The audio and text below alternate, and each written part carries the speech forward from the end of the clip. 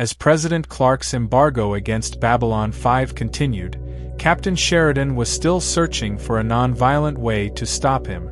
The embargo was beginning to harm the station in terms of supplies and morale.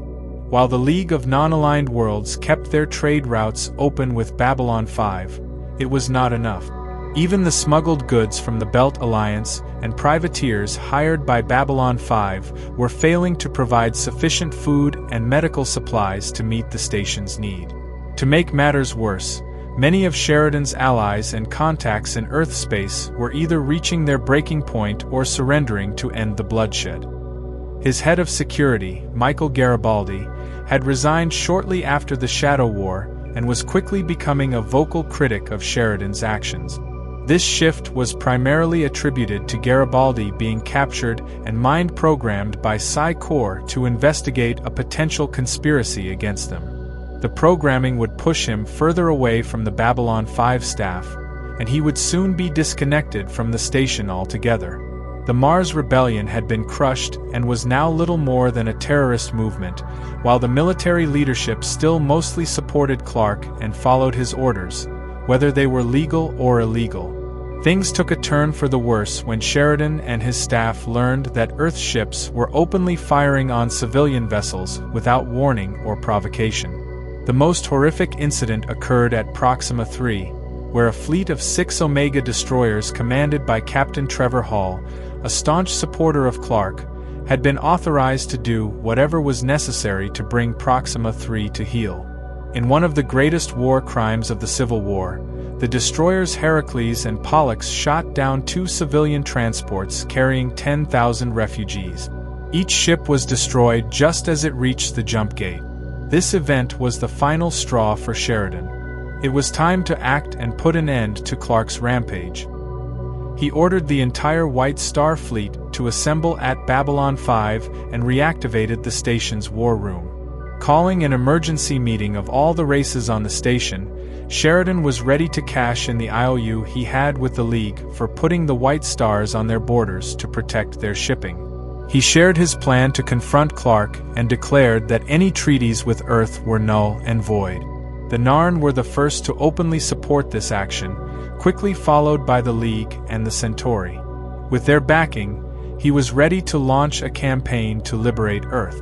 The first step was to gather as much information as possible about the fleet blocking Proxima and to identify which ships were avoiding fire on civilian targets. This intelligence led to the identification of the ships EAS Heracles, Furies, Vesta, Juno, Pollux, and Nemesis, along with their respective captains. The second step involved deploying groups of White Stars to conduct close flybys of several Earth worlds and outposts, including Earth itself, to prevent reinforcements from reaching the Proxima task force.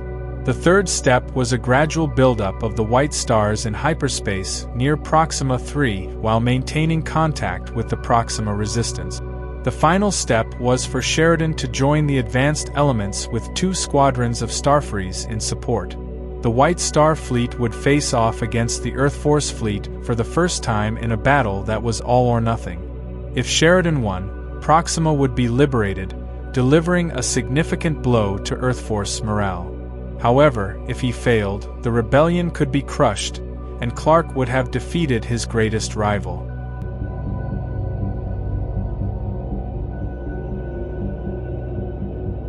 Proxima 3 has always been the crown jewel of the Earth Alliance, thanks to its vast mineral deposits and robust industrial base that have made its people prosperous and independent-minded.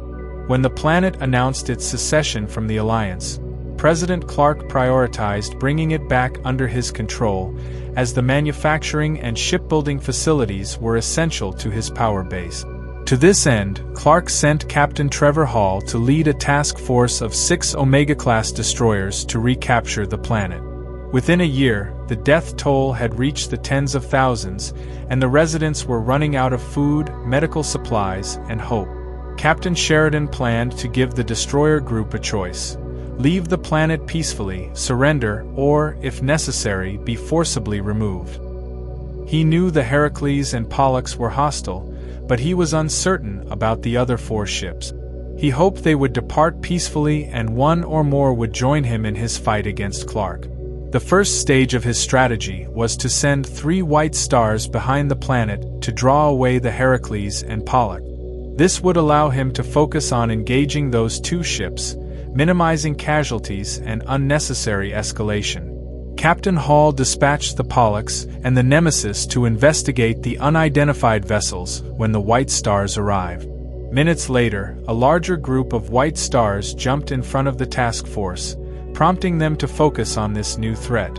Captain Hall recognized the ships as belonging to Captain Sheridan and ordered the Vesta and Furies to engage the second group. Soon after, Sheridan arrived with his main force of white stars and starfaries. While presenting the Earth Destroyer group with their options, Sheridan received a call from Captain Edward MacDougan of the Vesta. As MacDougan reminded him of the illegality of their mission at Proxima, Captain Hall ordered his ships to open fire on Sheridan's forces. The battle quickly became chaotic, with fighters engaging one another while the White Stars attacked the Omegas.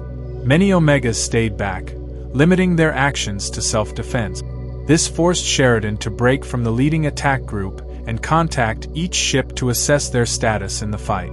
The Furies and Vesta stood down, declaring themselves non-hostile. The Nemesis sustained heavy damage and eventually surrendered. The Juno withdrew from the battle and left the system, while the Pollux was destroyed by an out-of-control white star, losing both crews. Captain Sheridan then contacted the Heracles and ordered them to surrender. Captain Hall lost his nerve and was relieved of command by his executive officer, Commander Sandra Leavitt, who subsequently surrendered and ordered all forces in the system to stand down. Afterward, 1 Omega remained behind at Proxima to defend the planet, 2 more joined Sheridan's side, including Captain MacDougan, and a 4th withdrew from the war altogether. Sheridan began planning the next move as the rebel ships assembled at Proxima 3. During this confrontation, he had the element of surprise. Now Clark knew Sheridan was on the offensive. The Battle of Proxima was costly for both sides, with thousands killed, marking only the beginning of the conflict. But more bloodier battles lay ahead, and Clark was far from defeated.